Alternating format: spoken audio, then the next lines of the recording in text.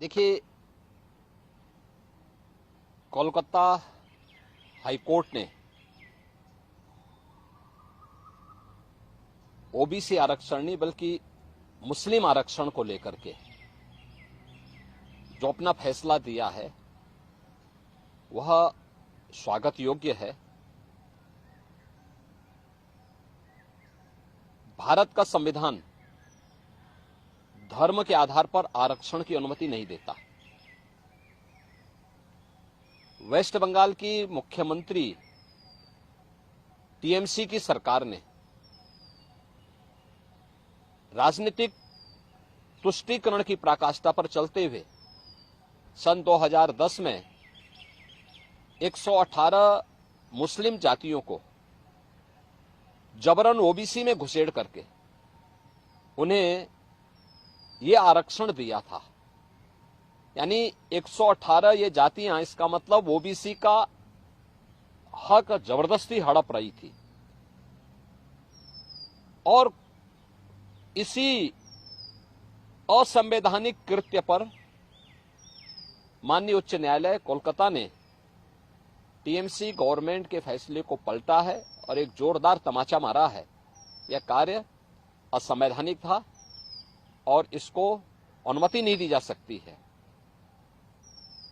स्वाभाविक रूप से बाबा साहब भीमराव अंबेडकर ने भी देश के संविधान सभा में इस बात को कहा था, बार बार कहा था। आरक्षण भारत के अंदर अनुसूचित जाति जनजाति के लिए और मंडल कमीशन के बाद ओबीसी के सामाजिक और आर्थिक पिछड़ेपन को ध्यान में रखते हुए यह आरक्षण की व्यवस्था की गई थी। लेकिन धर्म के आधार पर आरक्षण की इजाजत भारत का संविधान कभी नहीं देता। और बाबा साहब भीमराव अंबेडकर ने इसके लिए बार बार देश को वार्न किया था कि धर्म के आधार पर भारत का विभाजन हुआ था।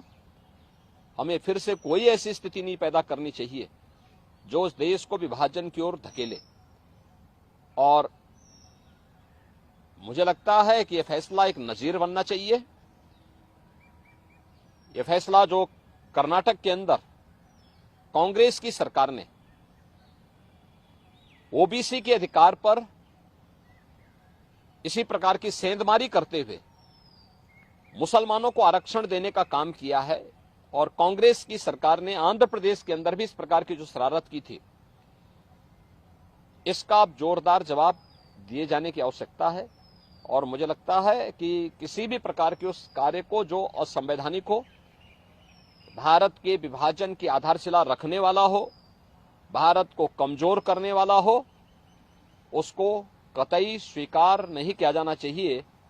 देश की कीमत पर राजनीति की जो नीति चल रही है, खासतौर पर कांग्रेस और इंडी गठबंधन से जुड़े हुए दलों में जो होड़ लगी है, इस होड़ को पूरी तरह खारिज किया जाना चाहिए और इसको बेनकाब किया जाना चाहिए।